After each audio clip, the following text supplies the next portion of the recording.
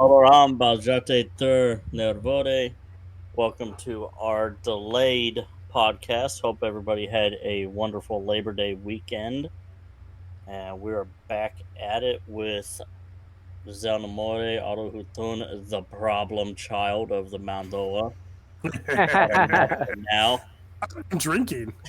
well, exactly, the problem child. Unfortunately, we really don't have a language lesson today. Vaughn Shannon is taking a break for some personal stuff going on. Not going to go into that. Just we can edit that part out too if we want. I don't give a shit. I don't give an osic. But we're continuing our discussions on basic life skills / common sense stuff, and yeah, I'm going to use that term loosely. Common sense stuff that everybody should know how to do, whether you're young or old. And I think we were going to start adding in. I know we took care of some cooking stuff related last session. So this session, I think we were going to go into car mechanics and some basic stuff that we would want to be able to do. Mm-hmm. That's like oil changes, tire rotations, checking tire pressure. Your basic tune-up of a vehicle Yeah. that you don't need a mechanic for. Or a mechanic degree for. Yeah. Now, along with a few other items. Now, all of these things are going to be dependent based on what kind of vehicle you have, or the car, SUV, the found off-road dead, the Buicks, the Dodge the father to ram the daughter kind of vehicle. Or Dodge the father ram the son. I was gonna say, especially if you have a fucked over rebuilt Dodge. Really? Let's be honest. If you have a Dodge Ram, you are getting bitches. Oh no! Clearly you didn't get my reference. Or if you got the gay man Chevy. Hey, Chevys are reliable, provided that they're like 2002 to 1970. GMCs like I drive. Yeah, GMC, gay man Chevy. Yeah. Oh, I fucking get it now. God, that took a second. I'm used to calling them. I'm used to calling them government government motor company now. True. Ever since they got bought out, or saved by the government back in whenever it was, what, 2008. I worked for them a few years after that buyout, but yeah. Yeah, ever since then I started calling them government motor company. Yeah, nice. Pre-buyout GMCs are so much better than post. Mm-hmm. Yeah, their quality's definitely gone down. Personal opinions, of course. My wife. Yeah, I can't knock Chevy because I do work for an automotive company, one of their main plants in my city, or I used to. And to improve their vehicle's quality, they brought in a Chevy to take a look at it to see what made it so well and much better than theirs, and they took what they learned from that to improve their vehicle, which, yeah. I'm not going to say what company, I'm not going to say what vehicle. Pontiac? No. That one went out of business a while ago. Anybody that drives a European vehicle should not drive, period, ever again, for any reason. Technically, this vehicle is American-made. However, it is a foreign company. Fiat. No. Oh, my xenophobia is showing. I'm gonna type it in chat, but please do not. Be a Nissan. All right, so I'm not gonna say it. That was my other guess. Mm-hmm. Yeah. I mean, at least you're not a Swift driver. Yeah. So with car car maintenance, to kind of go on the econ side, mm-hmm. the best things to actually check when you are getting to a never been touched as by you vehicle that is obviously yours. Stealing is wrong. Don't do it. Hmm. When Um, you get a new vehicle, whether used or brand new. okay, so you check the fuel line pressure. If it's getting pressure from the fuel pump, that's good. The oil pressure, just turn it on, and it should have the indicator gauge in the Um, instrument panel. do know that newer vehicles actually don't really have those anymore.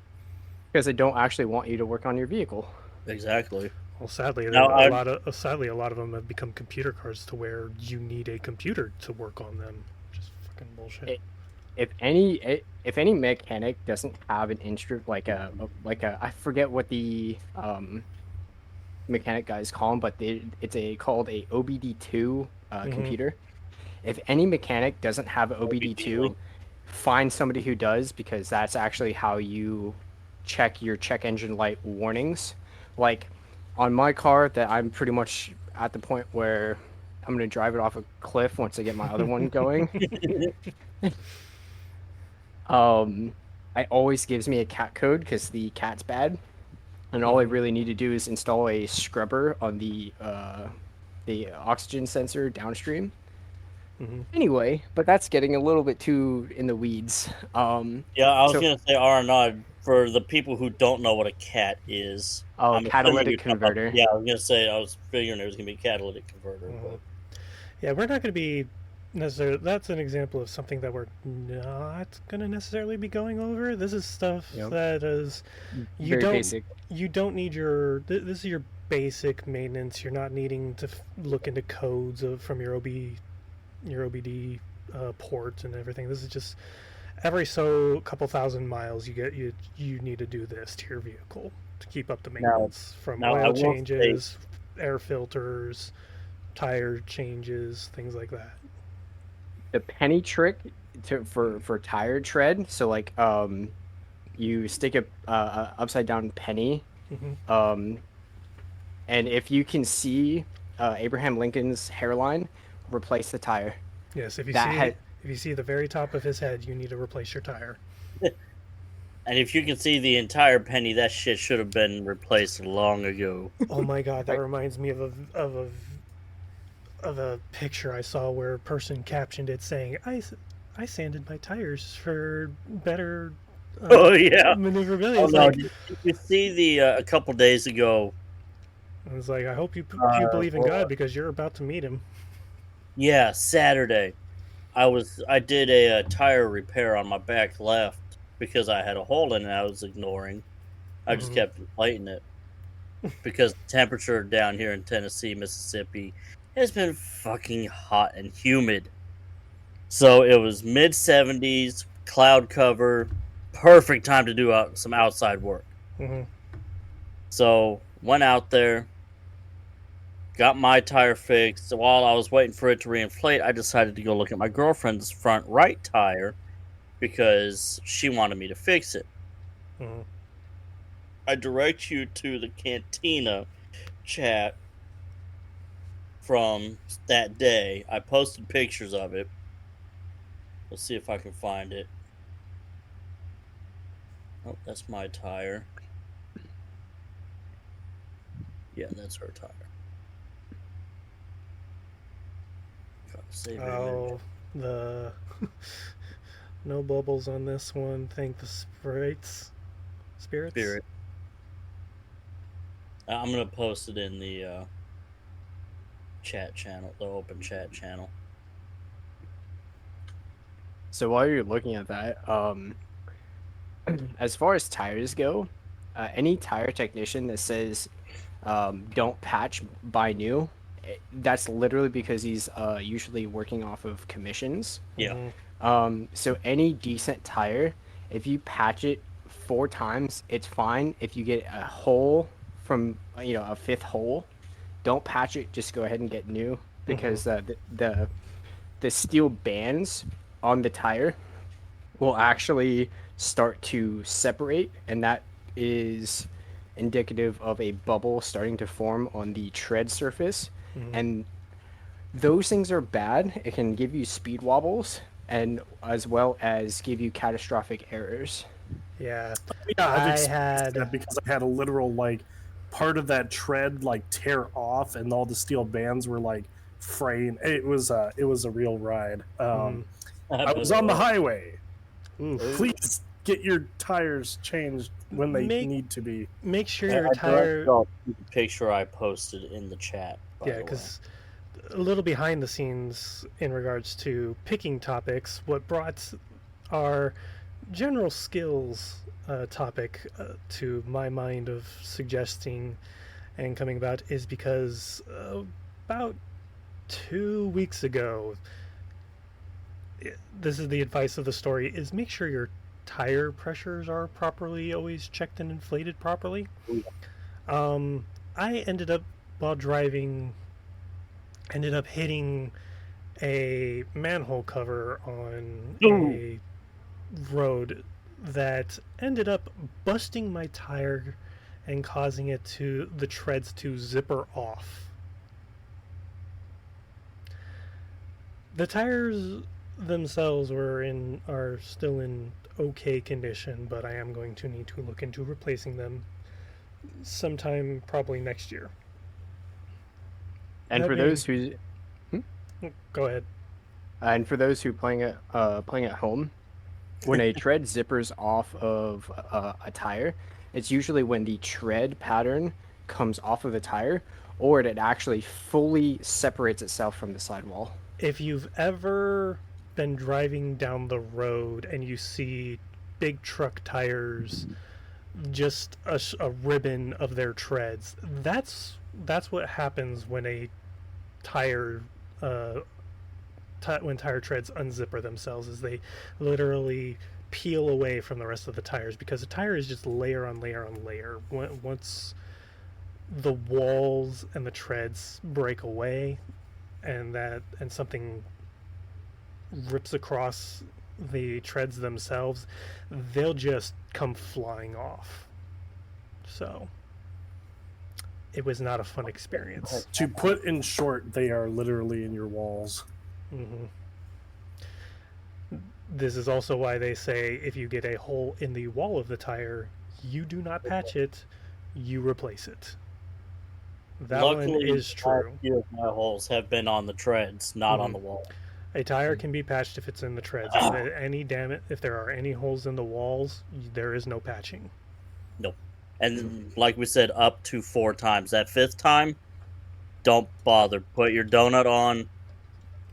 Torque Go it to the down. nearest tire shop. Yes. Yes, and always regularly check your donuts. And I highly recommend that if you can, get a full spare versus a donut. Obviously, not everyone can, but I do Depends on recommend. what's going to fit in your wheel well too. So Mhm. if the odds are, everybody has older vehicles. If you have a newer vehicle, good on you.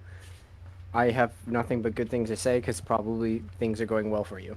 Mhm. But if you have an older vehicle, you can probably go to your nearest junkyard and actually pick out the rim, also called the wheel, the steel part that the rubber goes on, and Or also make called sure the it's tire. your lug pattern for your rotor.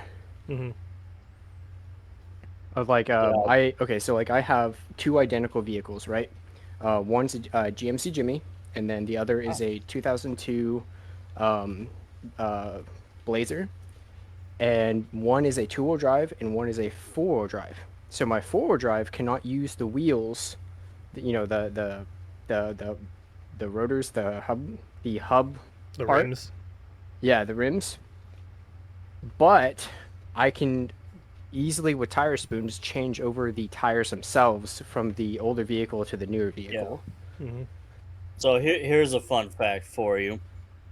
If you look at your tires, it's going to say like P225, LT225 / numbers. That's going to be The type of tire. when you go to search for tires, that's what you're going to look for. Like me particularly, I drive a 2015 Acadia. So mine are I think, yeah, it's P Oh, two Patrick, write that down. Write that down. R18. Yeah, it's so when you look on the sidewall for those numbers, you're also going to see a max PSI. Don't ever fill it to that max PSI. No, No. I will fight you on this. So So you my fight for or against? 4. Okay. yeah, so my on my tire, my max PSI is 40, right? Guess what my max I will ever fill my tire to? 35. Mm-hmm. And every time the air changes temperature, every 6 months or so, I will check it and then refill it to 35. So it's that way year round. It provides a better ride, and just you're not gonna hyper mile, no, but it provides a smooth enough ride to where your suspension doesn't have to work absorbing either too much shock Now, or see, this is where I'll fight you for this, and I'm gonna talk about the other side of this. You just need to put in a full 45 fucking pounds in there and just drive on it just like that. No. There's reasons. Let's say, like, my max is 44, 45 psi. Mm-hmm. I will fill it to that 45 because I get better gas economy. Yes, I get a little. I'm gonna say I'm not even gonna say less of a ride because I don't notice a difference. But you get better gas mileage out of that max psi than you will, like Autonaud says, of filling it to the car's recommended psi. check your owner's manual. Nope, don't even have to do that. Open your driver door. Yep. Look on the frame. Yep. Look on the door or look on the frame. I kind of want to go out there and check it right now. Your back and your donut. You don't even, and to find your basic car information like rim size, your tire size, and all that comes stock with the vehicle, that would come standard on that vehicle, is going to be on a little tag. It's either on the frame, right under the latch of the next to the driver's seat, underneath the latch where the door, or right under the latch on the door itself. Yep. That will actually tell you. It will actually tell you where that car was produced too, what facility it came out of. Yep. And I guarantee you, mine's always out of Mexico. Mine had 2 possibilities: Detroit or Spring Hill, Tennessee. If you have a particular Tundra truck, there's only one place that gets built, and that was particular Toyota SUV too.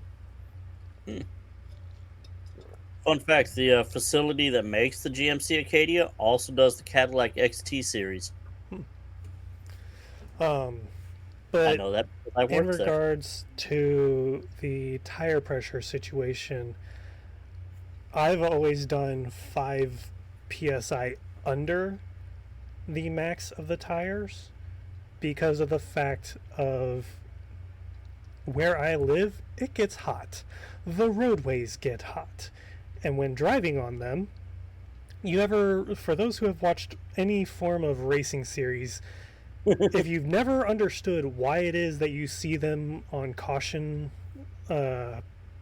pacing where they like kind of swerve back and forth, it's to keep their tires properly heated. What happens to air when it's heated? It expands. What happens if you overinflate something? It can pop.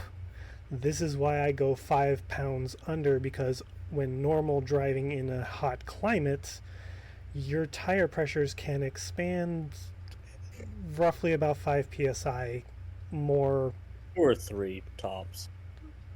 Yeah, it's actually not that great. That's why I say 5 at most. It doesn't seem like that much, but you give it that 5 psi wiggle room. You do more with it in colder temperatures more so than with hot. Stick a full 100 psi in there. Your tire will pop before then.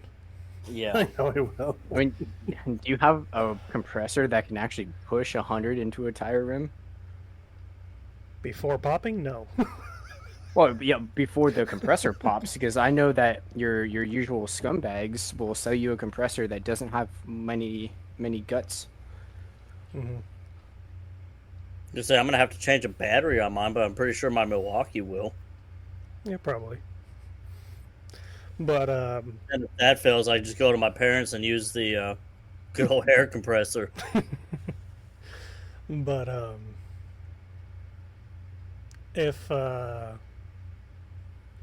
regards to your tires, my personal Nomura's general rule of thumb is 5 psi less than the max of the tires max psi. I'm just gonna add it also depends on the brand of tire. Mm-hmm.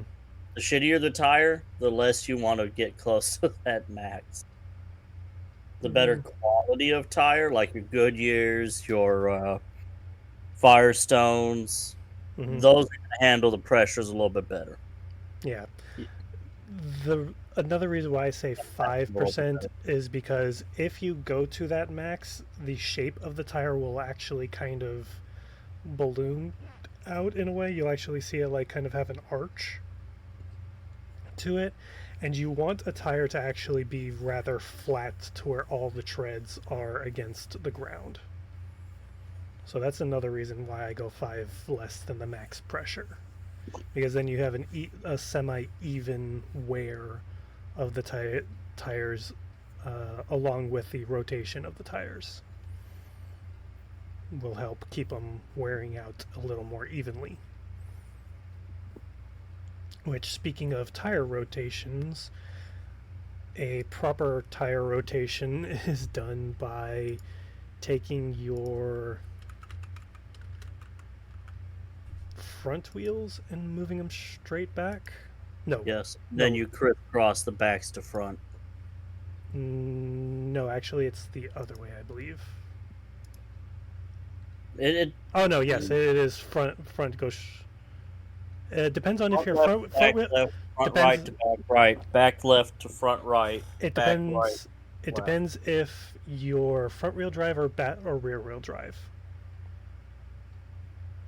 If you are front wheel, if you are front wheel drive, your back wheels will cross sides moving to the front, and your front wheels will just stay on the same side coming to the back. It is the opposite for rear wheel drives. Also known as trucks. I said also known as trucks. Sorry, I forgot I leaned back. I had to pull my mic to my mouth. Well, I mean, deep-throated. I mean, you have your muscle cars too that are rear wheel drive. Mine's a front wheel drive because you can't have rear wheel drives in Minnesota. They just don't work. Nice. No, if yeah. Duly noted. If you're in a highly wet area or place that has snow, it is highly recommend you have a front wheel drive vehicle. Front wheel or all wheel drive, like either or. Yeah, just go get yourself a side by side at that point. I'm gonna drive my motorcycle in the blizzard. The main reason for it is because a front wheel drive vehicle will pull you out of a fishtail much better than a rear wheel drive will push you. See, I've gotten really good at the front wheel drive stuff. All I do is if they, because my neighborhood gets snow plowed last. Like, we have a really shit fucking contract with whoever does the big shovel on truck thing. All right, so these guys always do it like in the buttfuck afternoon. And so, like, I even had to tell my new employers, I was like, hey, there's a chance I might not be able to go in if snow starts hitting because they shovel mine last. So what I had to do a couple times when they actually plowed and there wasn't enough snowfall to stick down there, but the plows had not taken the snow cover that connects my road to my neighborhood to the traffic on the main road. So I had to reverse all the way back around the bend, and then I had to come fucking flying as fast as I possibly could, and then I had to yank my steering wheel so the body of my car would hit the snowbank and just plow through it. And I was home free. It was great. I had enough momentum to do it. Also, Don't do that. Yeah, don't do that. I also have my tiny beating shovel, which I learned now not to call it a beating shovel in front of a cop when I'm stuck in the snow. Yikes. Yeah. Back So- on topic, one of the things I will recommend, because I've had this problem for the last few years now, doing an oil change where your oil filter is directly behind your radiator, above the catalytic converter, and near the AC pump is not a good place for an oil filter. Talking to you and automobile engineers. Right. I want to fucking... I'm not even going to say it. Well, well, it's fuck not it, even- and I want to kill the person who designed this car. So it's actually not even the design engineer's fault. They're usually told by marketing to go ahead and make these stupid design choices. Mm-hmm. Yeah, because marketing is telling us like we need to make more money. Yeah, and therefore they want to make things manufactured difficulty just so you have no choice but take it to the dealership. No, Mhm. okay. No. Because at the same time, my girlfriend's car, all I have to do is look up underneath the car. Oh, look, there's the oil filter. Unscrew it. Put the new one on. Put that little bit of oil on the filter. Screw it back on. Torque it down. Sorry, not torque. You know what I mean by torque. But Mhm. for those who don't know, you don't torque it. You You get put it it- hand tight and you do another quarter turn with There- the tool. There actually is a torque rating for oil filters. It's usually about 15. Well, that's usually that extra quarter turn. Just put a half a hug-a-dugga in there and you're good. Ugh. Ugh. But I told my girlfriend when I looked, I was like, I want to suck the dick of whoever designed this car. Because that is just how Well, that's easy one her way to get a oil free change is car. going to be. It's also one way to get into a superhero movie. Wait, So, it's also a way to get a free oil change. Okay, back on topic. Oh, but yeah, so her oil change is probably going to take me like 20 minutes to do. Mine, on the other hand, takes like 3 fucking hours. Mhm. Because I got to... You ever seen Ocean's 11 where the guy contorts himself into that poker box? Yes, Yeah, that's me trying to change my oil filter. that's nothing. In order to For that, change, in order to change the oil on my wife's car, I have to take the tire off entirely. Sounds like my brother's car. He's got a Beamer. I got a Nissan Rogue. I have to pay someone $100 to get it changed. That's my brother's other option. Oh, see, I take my wife's car to the dealership because of I want to make sure that I don't void the warranty that we paid for. So, and that way, if anything else shows up that would be under warranty, it's like, hey, it's already here, fix it. Yeah. Like, So just wait. ugga-dugga the oil, the drip pan through. Mechanics will thank you. You actually have a car's extended warranty? Used car. So Probably factory came- or... no, it can't. It was a. Wait, you mean it was a the 2000. Nigerian prince was telling me the truth? Our car, we got it from it's a 2017 Nissan Rogue. We got it from a used car dealership. They offer a warranty up to X number of thousand miles, because it was actually a low mileage, so they offered us a warranty program because it was Yeah, still this in isn't, really good We condition. have been trying to reach you about your cars. No, it was not those. This Not is one of those, no. this is through the dealership itself. Like when Wait, your we dealership guys are fact, looking too? So, getting a little out of topic because of that extended warranty you were just talking about. When they call me and I've got time to answer the call, I have fun with them. Oh, you've told us what you do. Yeah, so just to reiterate, I supposedly have one of two cars. I've got like a 2010 Volkswagen Beetle or a 2015 GMC Sierra. And on the Sierra, I told them one time I was going to put a 20mm cannon on it. And they asked me if I had started doing any of these modifications. I was like, yeah, I drilled the holes, but I haven't found the gun yet. They hung up. Yeah, Volkswagen Beetle, I told them I was going to put an oil slick on it, flamethrowers. Basically turning it into the James Bond standard getaway car. So, kind of getting back on track is the coolant levels. So a lot of people they either okay. So what I've actually seen with my own eyeballs is people either put water in the oil fill, put oil in the no. radiator. Oh yeah, I've seen those videos. Oh Too. no. No, I haven't seen It comes out videos. as I've seen it yellow. in real life. Oh Oh my! my. Oh Oh no. my! I've seen the person who just pours the oil on the engine. That's a dirty engine. Mm, Oh, we're using soundboard now. no. No. Are you sure? Yes. Aru. That's all Kadale. Kadale. But anyway, make sure you're actually putting the liquid in the proper places when you're putting.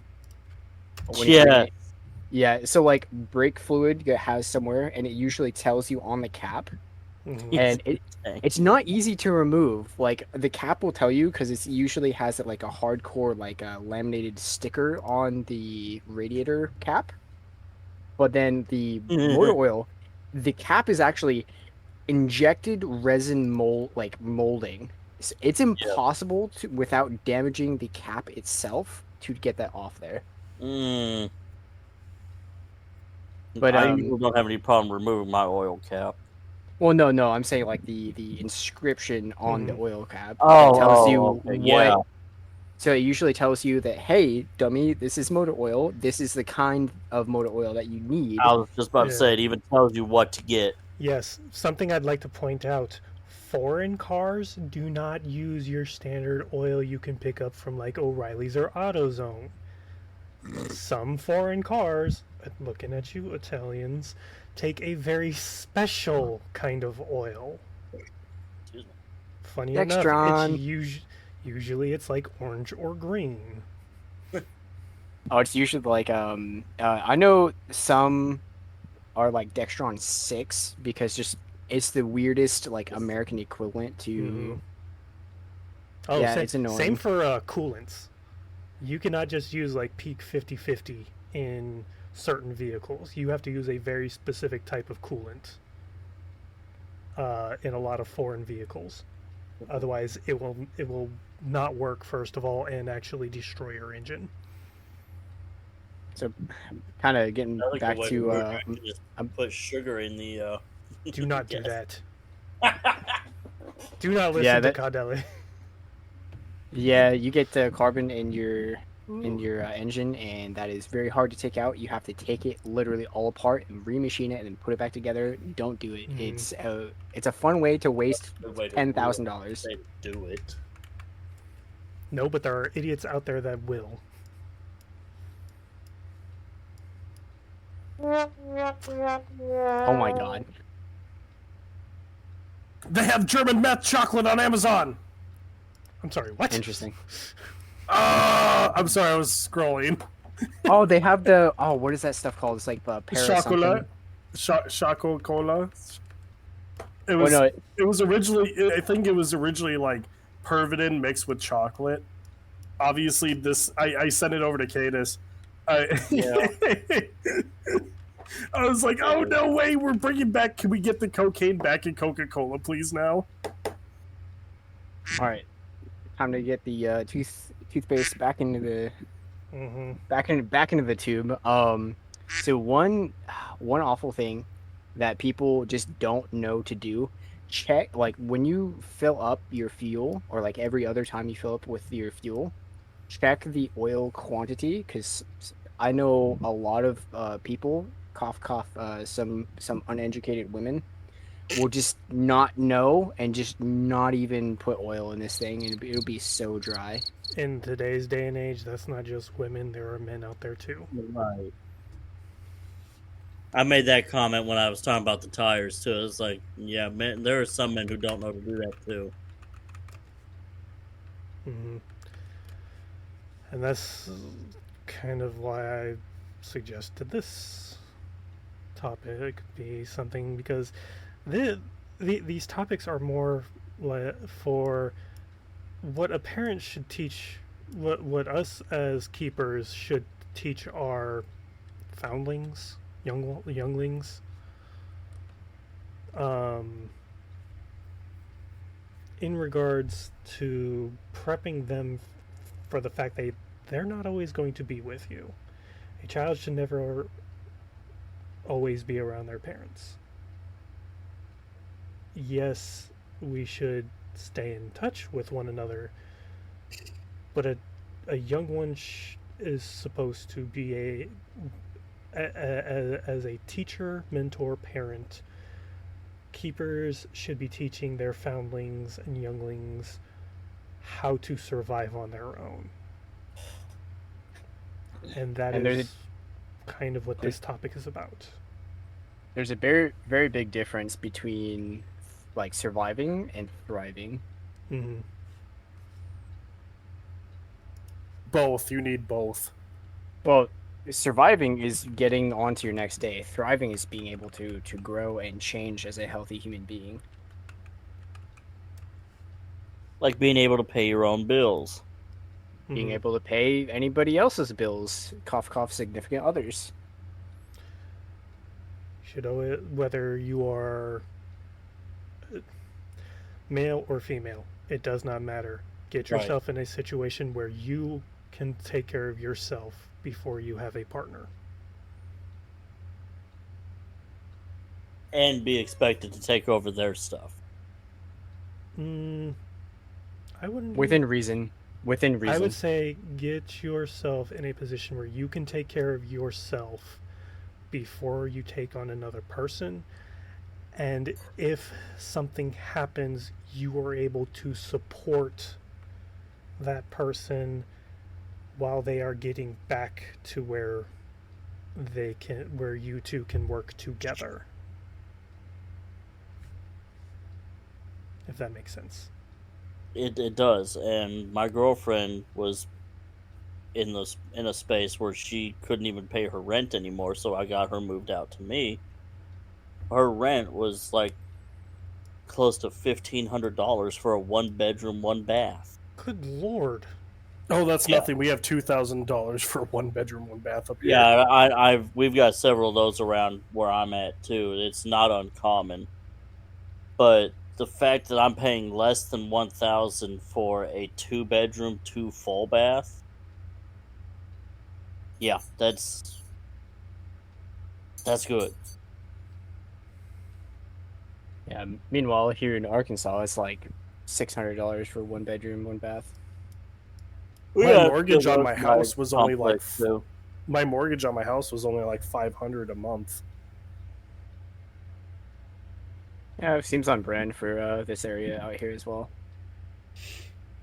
Arnold, if you don't mind me asking, what part of Arkansas are you in? Northwest Arkansas, specifically like Bentonville area. Okay. You're not too far from Bob Vodou. I have no idea who that is. Oh, I love Bah! Yeah, he hasn't been on in a while. I haven't seen him in any of the chats, but he lives down in southwest Arkansas. He was the one that would harass the most. No, so like I guarantee you, he lives either in Texarkana or around that area. I know he lives near the hills. Bro, West Arkansas is nothing but hills. Oh. Anyways, another thing to keep in mind for general maintenance is spark plugs. Get the iridium ones. You will not change those things ever. Plugs. Battery. Yes. Get your batteries checked regularly, especially the cold weather areas, because temperature does affect them, and if it gets too cold, they will not work.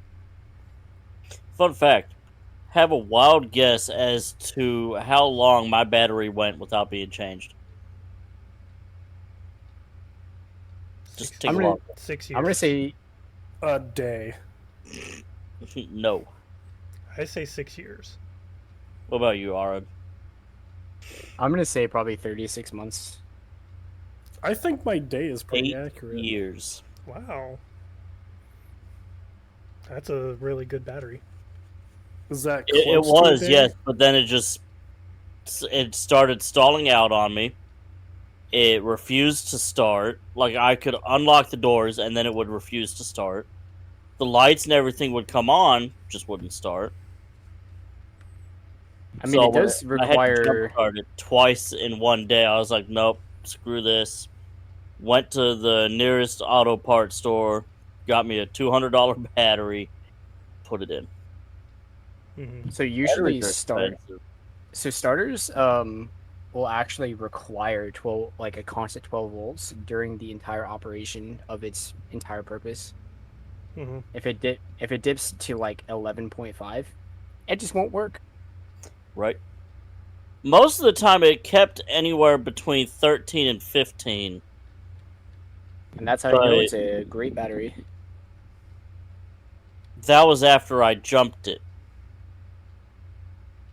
That's where batteries are supposed to be. So But then after I would shut it off, it would sit for a couple hours. I'd go back out on break. Fuck. if anybody lives in an area that gets 5 below with consistence, just go ahead and just get a cold weather jacket for your battery. Mm-hmm. I was gonna say either that or a battery warmer. Oh yeah, or a battery warmer, but that's usually like In consistently 30 below territory. in certain manufacturers, actually, if the car is going to a colder climate, Yeah, will those actually auto have parts have, have that. have them stand. They're actually regulated to specifically have those standard. I know. My dad's got a hybrid Malibu. He's got one of those on it. He Mhm. actually special ordered it that way. Yeah. Yeah. So I know there's some packages in the GMC Yukon to where it'll actually come with a little box of, I like to say like a spare parts box, but like it has a very marketing name. But it comes with a specific fuse that goes into the fuse box that is for it's a I can't remember what it's called, but it's like a vampire fuse to where you can like power 2 things off of that fuse. Mhm. Specifically for the battery warmer. Ah.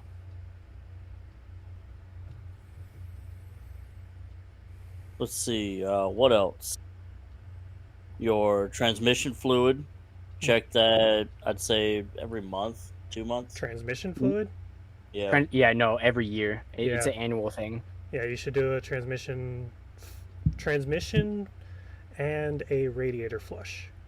Transmission should be checked once a year and changed. Do a Every transmission flush. 75,000, I think. Yeah, every 75,000 miles, roughly. I think you could actually nowadays with fluids, you can actually almost double that. Okay, so speaking of radiator, I have a couple of things. Okay, so when you flush your shmoo out of your radiator, plug it back up, fill it with water, and then do another flush before you actually do the medicated, on the bottle radiator flush. That actually helps get the residual crap out of the radiator. So a general rule of thumb for a radiator flush is every 30,000 miles or 3 to 5 years. Yeah, Usually every 5 years. Whichever comes first. Usually you can get away with every 5 years unless there's cooling problems, which cough Jeep usually has them.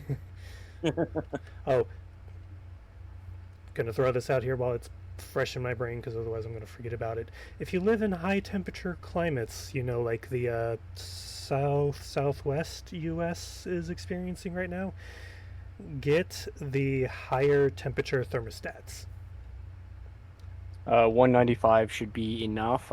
I have a 175 thermostat in mine, and that seems to be okay. Well, I've actually the- manufactured. I believe the 175 is your standard thermostat, correct?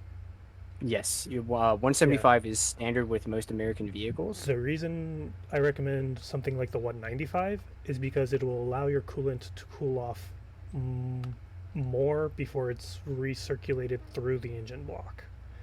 A 175 in the triple digit temperatures that we've been experiencing the past couple of years can actually doesn't really help your engine cool off and can lead to prolonged damage. Cough Jeeps. Well, dude, with Jeeps, if you just overheat it once, that is a foobar engine for the rest of its life. Now, a transmission flush. Manufacturers will recommend changing your transmission fluid every 30,000 to 60,000 miles. If you have automatic, you can typically boost that range up to 60,000 to 100,000 miles. There's no harm in doing these flushes sooner. Just know that a transmission flush usually takes about a couple hours. Yeah, it's something I'm probably gonna be getting done next year on mine, seeing as I won't have a car note on it. I'll actually be able to afford to get some of this stuff done. Yeah, because transmission flushes usually require you to drop the pan. Yeah. There ain't no drip bolt. Nope. So to kind of not reiterate, but add Recap. on to the radiator, yeah. There's a difference. There's a huge difference between antifreeze and actual radiator coolant. Just read your bottles, make the informed choice of your, owner's manual / wherever sticker on the car asks you to put whatever coolant or antifreeze in your actual radiator.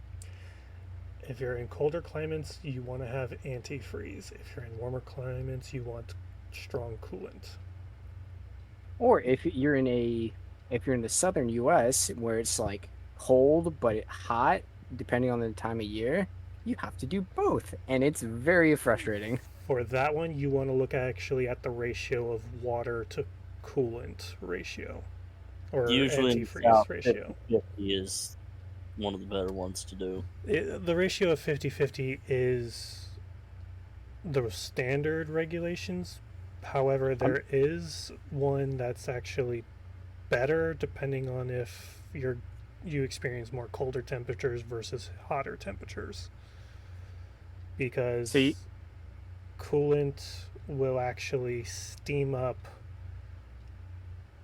I want to say, quicker than water? Or is it any? You could just use you could actually just use a float tester, and it'll actually do the conversions for you. Because if you have too much water in your radiator, in colder temperatures, it can crack, and then you don't have a radiator anymore. Yeah, it freezes and then... Yeah, so if you have your antifreeze in there, it can actually protect, it can make the water freeze at a lower temperature, and therefore protect your radiator, but at the cost of you're not going to be producing much heat from the engine because it's being cooled off more than it can actually be heat can be created.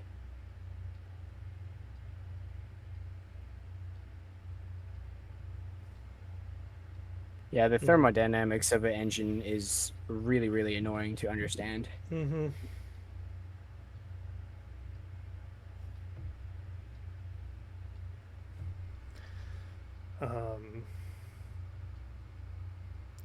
trying to think.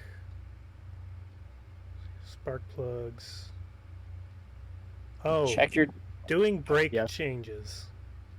Yeah, that's fun. Make sure you bleed your brakes once you've changed all your brake pads.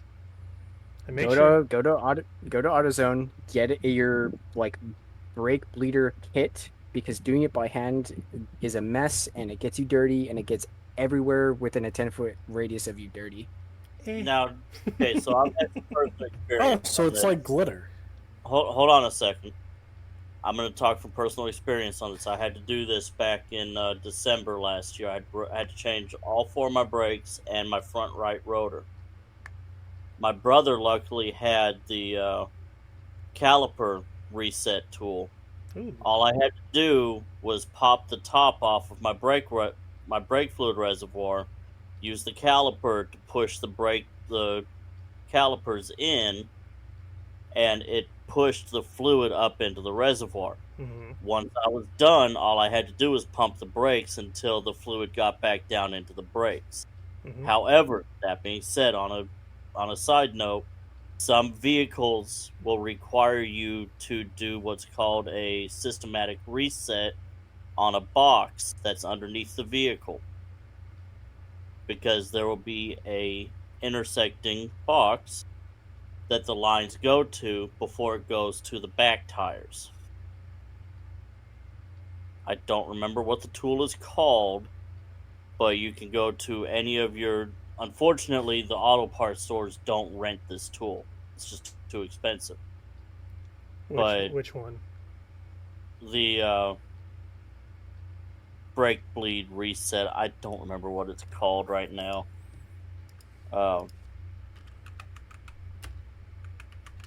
But I know for a fact that Firestone, and I only know this because I went to them and asked, they do this brake fluid change for, I think it was about $100, and it takes them about a half hour to an hour to do it. It looks like your standard ABS. Yeah, the ABS, that ABS sensor. That's what it was. Yeah, basically it plugs into your OBS control port, but it's specifically for your wheels and whatnot. Exactly. Yeah, that's right. It went into... OBD2 scanner can also do the same. Yeah, my OBD link. Well, not only they have to specifically be like on the box. It specifically needs to say OBD2 and ABS system, because they're two different computer systems. Oh yeah. So also on that note, when I was changing my brake pads, be careful with your calipers. Do not pinch that brake line. Mm-hmm. It's very sensitive. If it gets pinched, you have to replace it. No question about it. Get it replaced. Yep. Usually what mechanics will do is they'll get a jack stand, raise the stand up a little bit, and set the calipers on that. Or do what I do. Get a wire coat hanger. I was going to say, I set mine on top of the rotor, but if you're changing the rotor, you're going to have to find somewhere to put it. Yeah. But with just doing the brake pads, I was lucky enough I could just set it on top of the rotors, and I was fine. Funny enough, you can actually, in some cases, if you just do like the bottom bolt of the brake caliper, you could actually have it swing up. That too. And it holds out, so you can do all that as well. That's an easier way to do the rotor, but if you're changing the pads... Or that's how you change the pads. To change the rotor, you got to take the rotor, or the brake caliper and the caliper mounting bracket off in order to change the rotor itself. But if you're just doing the pads, all you got to do is take the bottom caliper bolt out, and it'll actually like swing up and hold itself. I'm just gonna say my back brakes were a pain in the fucking ass. Do not breathe in brake dust. Do not breathe in brake dust. No. You will die eventually. No. So like what a lot of people, cough my dad, since he's been a mechanic for almost 40 years now, What he does is he fills up a 5-gallon bucket, and like he takes off the hub and sets it to the side. He fills up a 5-gallon bucket and carries it to the car, holds his breath, and just splashes down that whole thing just to get the brake press off. And that's a tried and true method. It doesn't screw anything up. It's going to be exposed to the elements anyways. So your brake pads and your rotors are meant to get wet.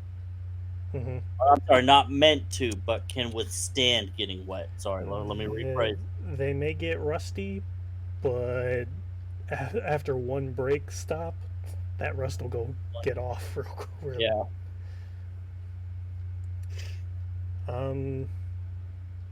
Brand new or what's it called?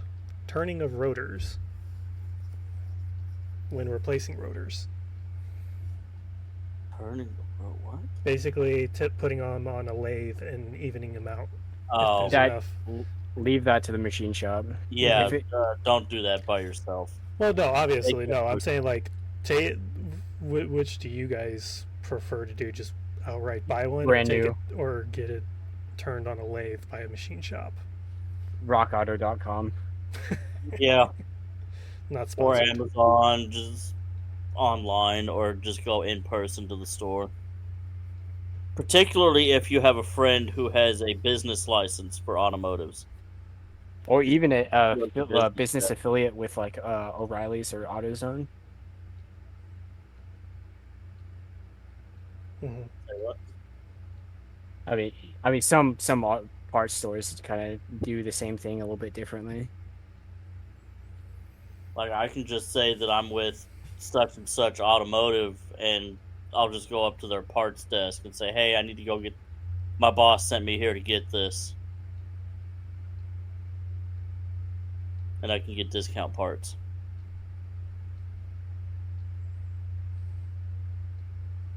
Well, I didn't mean everybody... Usually they have more to their steps nowadays. AutoZone? No. All you gotta do is give them the company phone number and they'll pull it up. I mean, from my local O'Reilly's, since my the guy that I'm schmoozing off of is my former brother-in-law, and he's like, "Oh yeah, I don't care. Just go ahead and tell him that you want it on my account, and just pay it right there, and we'll be fine." Nice. Yep, it's a nice, decent discount of. Oh yeah, when I got my brake pads, oh yeah, so much less than retail price. Holy shit! Yeah, like literally all four rotor brake pads. Literally like $50 with the discount. They were like 28 or 29. Something like that. Oh, fun fact also, the AutoZone. Fuck, I forgot what it. Hold on, let me get the box. I'll let you know what ones they are, but they're free replacement. Let me get the. I think it's like Duralast or something like that. Duralast has lifetime warranties. Keep in mind for tools. Yeah, no, the brake pads as well have lifetime warranty. All you gotta do is bring the pads in, and they'll replace them free of charge. That's pretty awesome. Oh yeah. So one of the things that everybody harps on the most, windshield wipers. Replace them almost every 2 years, regardless if they need it or not. Just replace them. But specifically, splurge out and get the silicone ones and not just the rubber. So what happens is the rubber dries out and it actually gets dry rot, and that doesn't.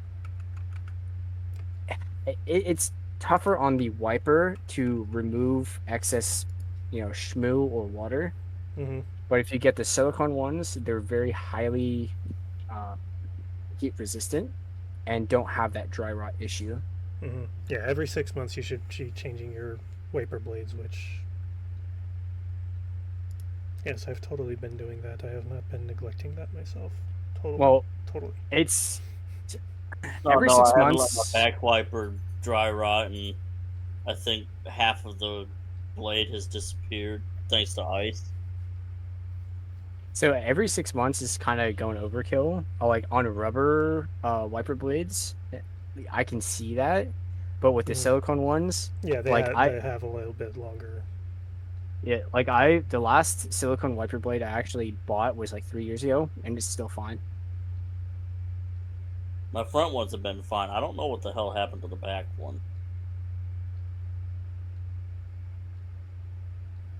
Because yay, SUVs have a back wiper. Yeah, I honestly just have a cloth for my black wiper and just zip tie it on. Oh, and learn how to replace your windshield wipers properly. Yeah. And make sure you Our are actually getting wiper blades for your vehicle. So so in Walmart and most other decent mechanic shops, when you say when you go into Walmart and go down the wiper blade aisle, they'll actually have a book that is connected by a chain, so you don't take it, and it has every mod like up to I think like 2021 cars, what wiper blade style that you need for that vehicle, and it goes all the way back until the 80s. Easily. They update that book every couple of years because vehicle models typically will use the same wiper blade styles for a good 5 years or so. 4 years. It's a 4 year thing. 4 years? Okay, 4 years. 4 years. So 2015 to 2019 kind of thing, or 2008, 2012s. Mm-hmm. It's varies per vehicle, but once you find out what the 4 year gap is, you'll be able to find those parts a little bit easier. Like I think mine being a 2015, I think mine's like 2013 to 2018 or 17, something like that. Mm-hmm. So on kind of changing gears a little bit. So you would have a first aid kit for yourself and for others around you. You would also be have a first aid kit for your vehicle to be had in your car at all times. Yes, a roadside emergency kit. I've got an And emergency tire kit, and it's got all Milwaukee tools in it. so what that usually entails is 5 quarts of engine oil, a gallon or a gallon and a half of regular distilled, water for your radiator should something go. And then this is more of a personal preference of mine, but a bottle of heat or a mason jar of moonshine can be Yeah. technically grain alcohol, but used Ethanol. sparingly. Yeah, to be used sparingly. And like of course your jack stands, your socket set, your this, that, and the other thing, but as well as a pair of needle nose pliers, your general pliers, a crescent wrench, a combo Oop. wrench. There goes Aru. He fell asleep. Fell asleep drunk. Yep. Mm-hmm. And so if you have all that, you could almost take care of anything. Or if you're not inclined to do so, just if you have a catastrophic error that you cannot fix, just leave your hood open and stand in front of your vehicle. Eventually, somebody will stop and be able to use your emergency kit. Show some leg. That might get somebody to pull over.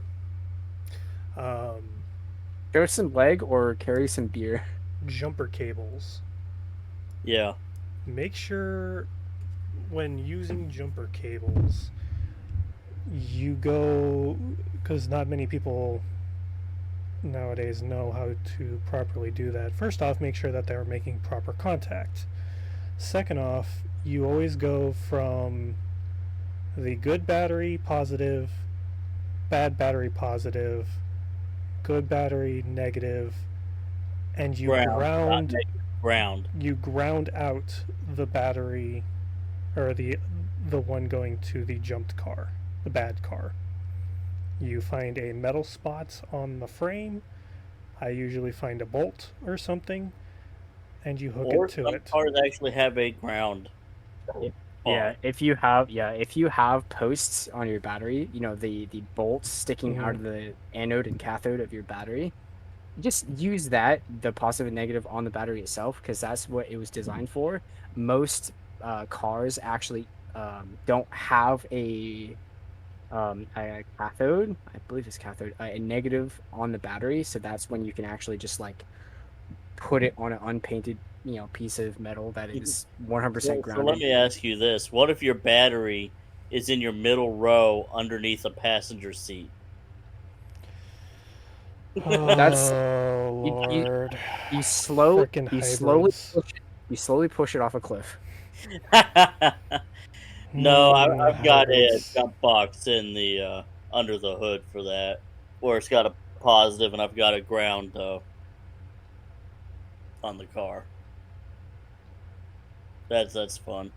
Oh, and what if one of my clamps is missing on my jumper cable? Can I use a C clamp? I'm sorry, what? Yeah, you heard me right. No, do not use a C clamp. No. They're too unreliable. Nope, 100%. It fucking works.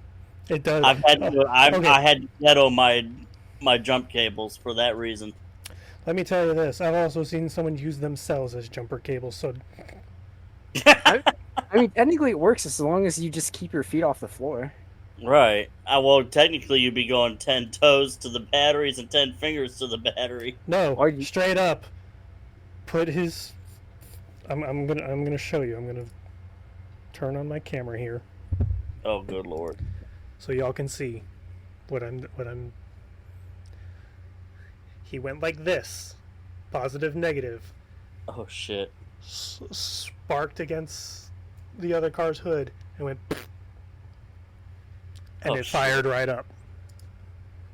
that is Yikes. scary. Very. Yeah. That's like the angry pixies know where to go intrinsically. Mm-hmm. Oh. Oh, speaking of jumper cables, if you accidentally touch them together while they're connected, both ends are connected to the battery. Yeah, that is called a bad move. And once you let the smoke out of the wire, that's it. The wire does not work anymore. Mm-hmm. And also make sure you go right color to right color. Don't twist that shit. Yeah. Don't go red to black and black to red. Unless you do black and black to red and red to black. Mm-hmm. Now, going back, so I've always learned that you Not go black, you go negative to negative first before you hook up the positive end. Mm-hmm. Now, I mean, as long as you know what you're doing, you can't necessarily mess up. It's just the order of operation. It's just like being very, very aware of I mean, what's going honestly, on. I've always hooked up the jump battery both sides, one hand keeping the clamps apart from the Mm-hmm. jump B side's already hooked up to the jumper side. So one of the things, just so I can kind of like dummy proof this method, when I hook up the positive and the negative to the good battery, what I'll do is while that's happening, I'll literally look at the other end of the positive and make sure that no funny business can be had before I can hook Yeah. it up to the other battery. Mm-hmm. Meaning, will the clamps touch while you're charging? Shut up, dog. That's annoying. People walking into the unit next to me. Dog's like, they're gonna come in here. It's like, no, they're not. And if they wanted to, they're gonna fuck around and find out why that's a bad idea. Mm-hmm. You done over there? That's what I fucking thought. Go lay down. Where were we? AC. Do get your AC lines checked. Unless you know what you're doing, have a mechanic shop, a reputable mechanic shop do that.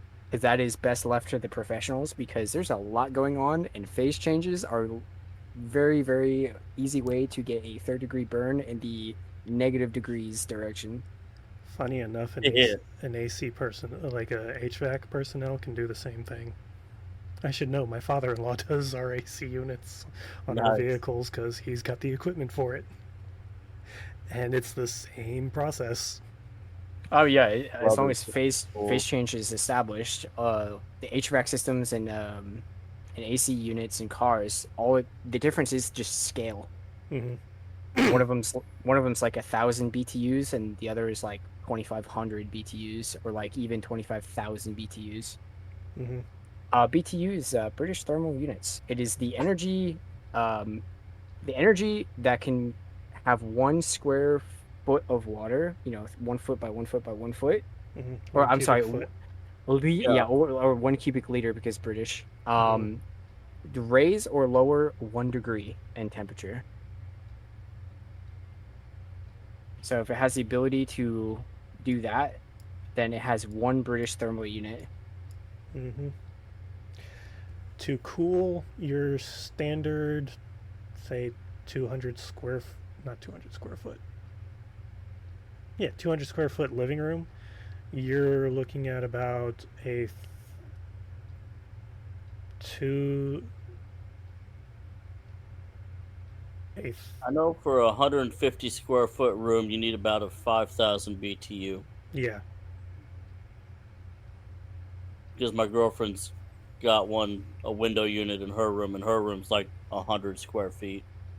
Yeah, But 5,000 is one of the smallest ones you can get. most SUVs actually have between a 2,000 and 3,500 BTU get up, but they'll actually choke it down. Like the computer will choke it down to about 1,700 for emissions. Hmm. And I mean, as long as you have cold air coming out of your vents, you're not necessarily going to bicker about how fast the Right. cabin actually cools down. A little. And fun fact, it will only cool to, I think, 30 or 40 degrees lower than the current engine temp. Yeah, you Yes. might have it set to 60. You're not getting 60. Here's a little trick going back to the radiator. If you are having overheating problems of your engine, this may suck. I know. I dealt with it for a good little while in my Chevy Camaro. Turn your heater on to max blast will actually help regulate the temperature overheat problem of your vehicle. It's a Camaro. Just roll the windows down. It's Yeah, like roll the windows down, point the vents towards 60. out the window, crank that heat up, and there you go. I live in frickin' Central Texas. Doing that during the summer is not pleasant, I bet. especially as a private security officer. How far away from San Angelo? San Angelo? Yeah, that's in Central Texas. That's on the west side, but it's still central. Okay, how about this? I'll make it easy on you. Military. Abilene. I am Military City, USA. Interesting. Fort Hood. No, I'm south of there. Wow.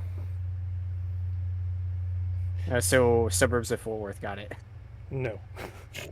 Isn't Fort Hood, Fort Worth kind of married together? No. Yeah. Damn, bro, I'm a Marine. Like, I don't do Army stuff. I live in the city of Air Force or Chair Force. I was a nasty girl.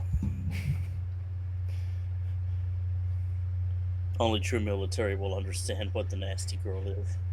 A barracks bunny? No, National Guard. Ah, Nasty girl. NG. fair enough.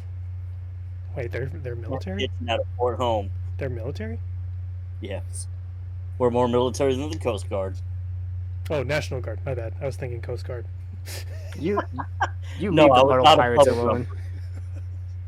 I mean, they are part of Homeland Defense, no longer DOD. We deployed more than the active army did. Yeah, I think we're considered military. Yeah. Well, I mean, National Guard is also made up of all the branches, so. Bro, sitting around eating a bag of Skittles is not being deployed. I'll say this: National Guard at least has common sense with how they're ran. At least we actually get off at 5. Yeah, because your guys actually show up on time. No, And no. then we just Everybody, walk us. everybody will show up to 6 a.m. PT. They will show up at 2 a.m. I hate platoon leaders who say like, "Oh, we need to get, you need to be here 5 minutes before the 5 minutes," Yep. and that'll go all the Commander way says down the we're doing chain. PT at 6. XO says be there 6:15. Gets all the way down to you. You're there at 2 a.m. for a 6 a.m. PT. Dude, my Or buddies hate. even better, the 6 a.m. fun run. You're there at midnight. Mm-hmm. Dude, my buddies hated me. I was always quote unquote late, but like nobody could catch me on it because the XO would say, "Oh yeah, be here at like 6:15, and we'll go ahead and do start our warm up and then our run."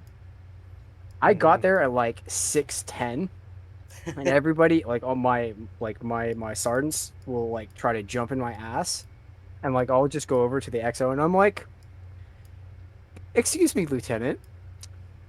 Can you tell this, my staff sergeant what time we're supposed to meet?" And it's like, "Oh, 6:15." It's like, "What time is it now, Lieutenant?" And he's like, 6:12. Why? And then I'll just go back to I'll just look back at my staff sergeant and be like, "As I were, staff sergeant." As I were Sester. Yeah, you were a ballsy motherfucking Marine. Right. Get Oh, this I was man some extra crayons for DFAC. I was the Marine that I didn't necessarily You actually had 2 brain cells in this instead of the standard 1. well, granted, the first one was general issue. Fair enough. Fair enough. But like in basic training, I was actually, instead of like studying my medical or general knowledge or whatever, I was actually reading the UCMJ. Ooh. Ooh. You actually read that? Ooh. Oh yeah. You were the barracks lawyer then.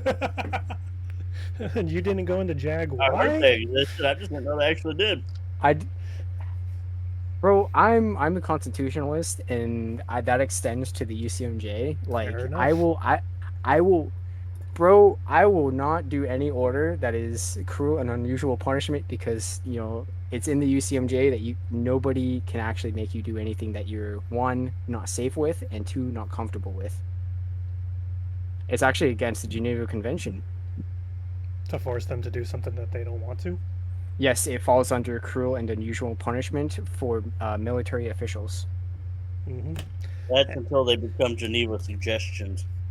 Looking at you, Canada. Right. Habitual line crosser every.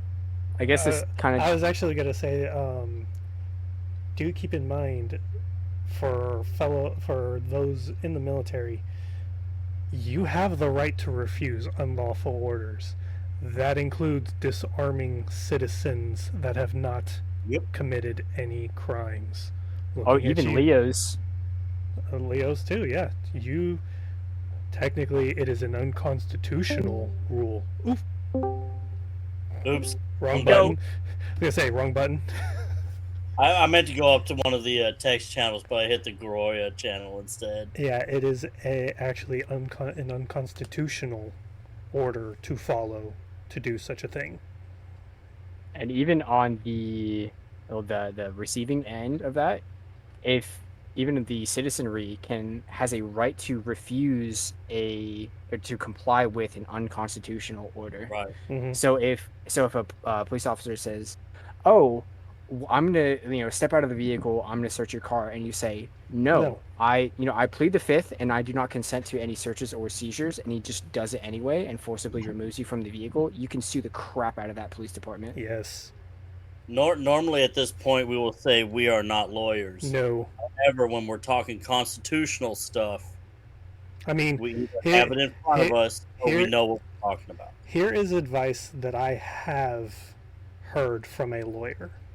Mind you, the fact that I'm saying it makes it secondhand, but when interacting with police officers, make sure you are clear when giving consent, or not giving consent, I should say. Do not Any The way make it. I've always heard it. Hmm? The way I've always heard it is yes or no answers, and then you shut the fuck up. Well, do not make any gestures that can be implied as you giving consent to, say, enter your house.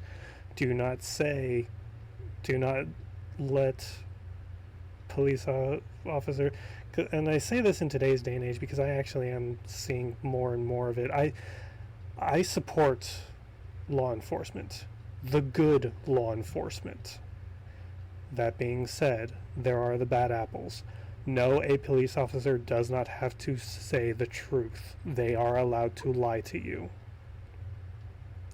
However, call them out on the bullshit. Tell them no, know Be your respectful rights. about But it, yeah, though. be respectful about it. We all see the TikTok videos of people auditing the police. Mm-hmm. there's a right and wrong way to audit the police as a citizen, and most of the time the people that post it on the internet are what They're not to doing it do. the midway, if not Mm-hmm. wrong. I have seen some right ways, like a channel that I follow, Audit the Audit. Audit I the think I know what Auditor. you're talking about. He actually gives a grading on both sides. One on the Leos, two on the Internal Civilians. affairs. quote unquote suspect, I guess. Usually the civilian side, or whatever the two sides are, 2, 3 sides, however, because I've actually seen one where sheriffs versus local city PD going Oh, at it. what about the ATF guy that had the cops called on him? I have yet to watch that one. That's on my list. Oh God, that's hilarious. But yes, I would say that his videos are actually pretty informative. Do not take as legal advice, but he does try to go in depth into like certain legal statures that pertain to the situation, and he gives grades on both sides. He'll your standard American A through F grading system for how well a person acted during the interactions. So that's why I actually enjoy watching his, because I can actually see and, of course, form your own opinions on how one acts. But be respectful, keepers. Always, to be respectful is to uphold our honor.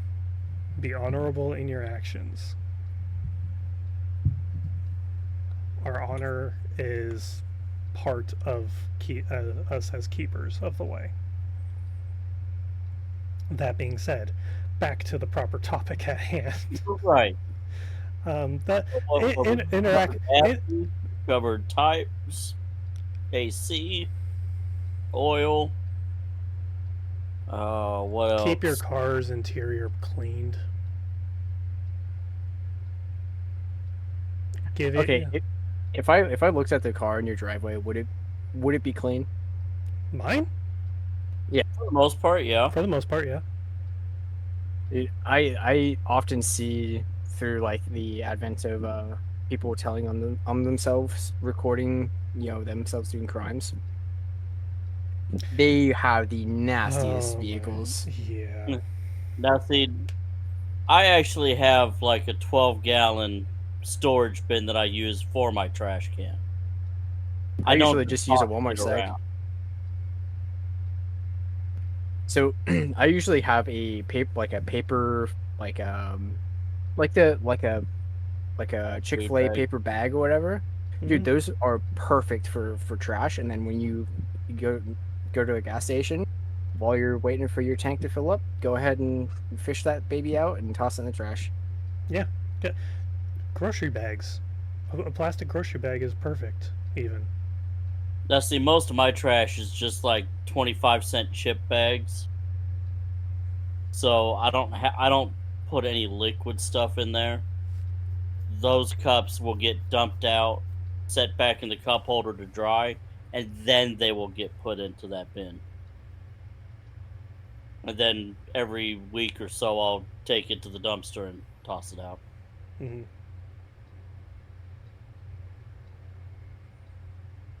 So luckily, nothing liquid will stay in there.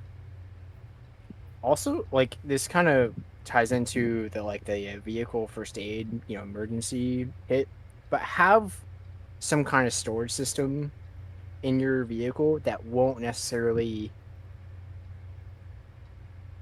come out in the case of a car inversion. Should it happen, you do not want flying projectiles in Nope. the middle of a crash. Yeah. Just And at the because your same world is time- stopping doesn't mean physics will. Right. And wear your seatbelts. Yeah. Kinetic I know energy this does not common stop just sense. because the car does. That's above common sense. If anybody has a sports car, actually just go ahead and get a 4-point harness Mm-hmm. instead of the regular 3-point. 4-point harness is so like over both shoulders and around the midsection. right, and so like with the 3-point, so it comes off of the wall over the shoulder and across the body, and then across the hips as well. So it kind of is anchored in the seatbelt is anchored in 3 places. That's why it's called a 3-point. Mm-hmm. I have a sister who is a paramedic, and the amount of times that she has seen sports car owners who've gotten into bad wrecks have horrific carpet burns where the seatbelt stopped them. Mm-hmm. If the individuals actually have a 4-point instead of a 3-point, most seatbelt burns can actually be mitigated into drastically easier to heal variations.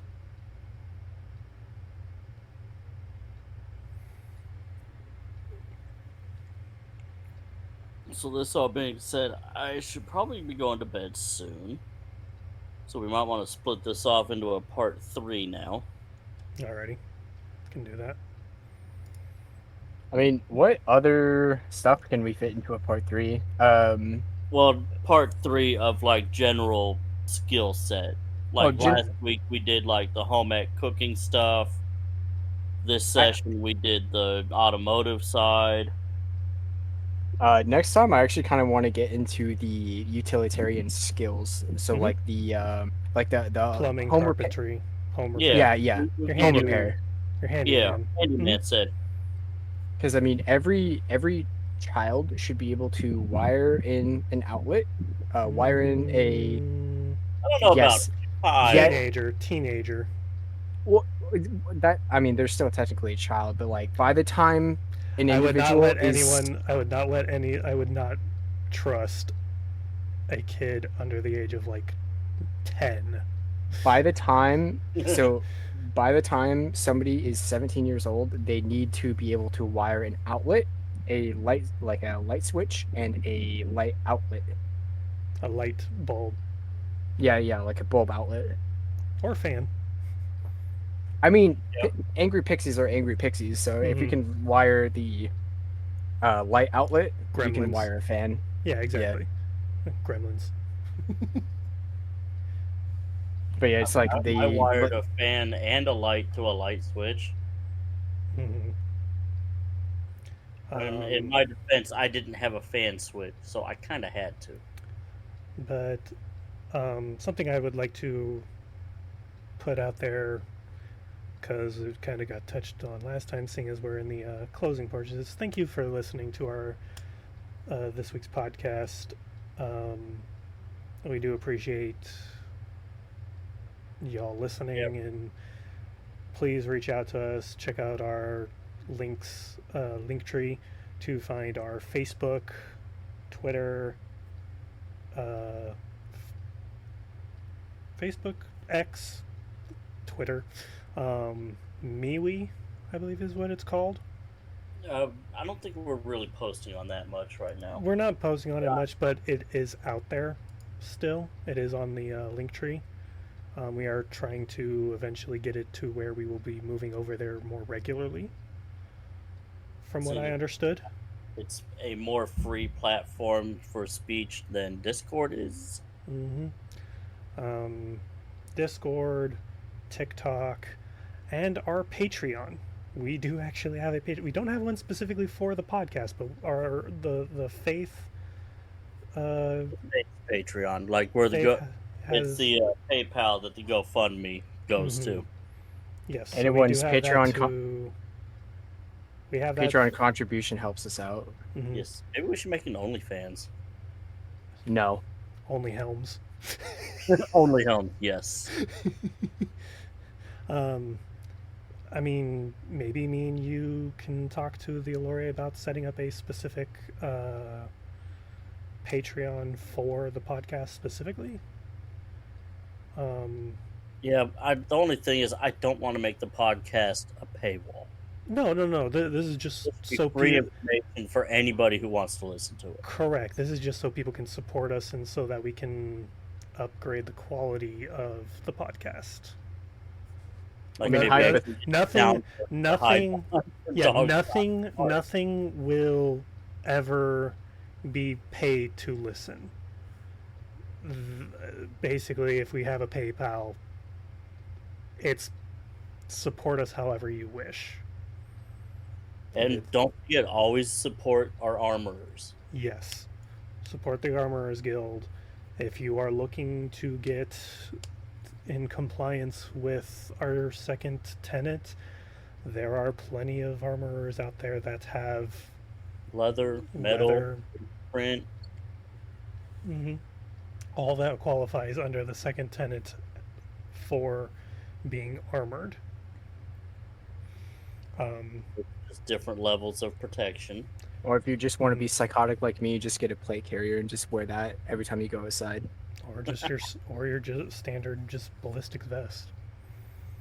Right. That being said, as y'all heard, next podcast will be on handyman. Basic handyman skills from plumbing to carpentry to electrical and everything in between.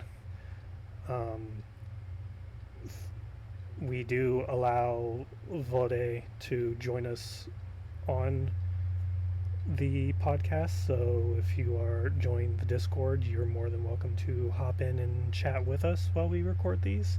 Do not Honestly, feel like we should probably find a way to live cast on other platforms at the same time. Because we only have like 300 people in the Discord, but we've got over 3,000 or 4,000 on Facebook that most of them would want to at least listen. I can look into the Facebook streaming. Yeah, definitely do that. Or even see if I can get access to the YouTube channel for us to stream on that. Because I do have all the equipment for that. I just need the login info. Doesn't TikTok also support live streams? I think so. so. Yeah. As of right now, me personally, I only stream on Twitch personally. I mean, me personally, I'm just going to log in and see just how many followers I have. I don't think I can go live yet. But that being said, thank y'all for joining us. I have 803 followers, so no, I need like another 200 and I can go live. That being said, but I really don't have intentions of doing any of that. Yeah, I want to talk to the Allure about doing a Twitch channel for us as well, or even going on to like Kick or any other of the other streaming. I mean, let's be honest. Women doing hot tub Twitches, I'm pretty sure we can get away with ours easily, but TOS and all that as well. Yeah. Probably gonna see about Kick then, because they're rather. Fun fact: it's actually against Twitch's terms of service to be live on another platform while streaming on Twitch. Making money, yes. If you are making money. If you are to make money, yes, because I am an affiliate on or Clapper or one of those where you can gift. You're actually not supposed to be streaming there while streaming on Twitch. Correct. However, It's only if you're doing it at the same time. If I'm not streaming on Twitch, I can stream on the others.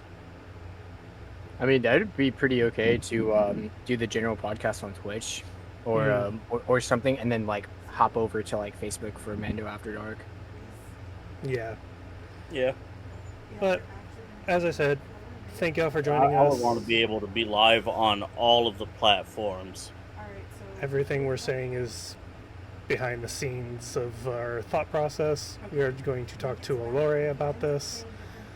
Make sure that we're in compliance with our nonprofit in Right. regards to what we can and can't do. Thank y'all for joining us, and until next time, this is Zel Namore, Ebe Kuruni, this is the way. This is Kadale Kebor, Jate Ka, Ibe Kruni.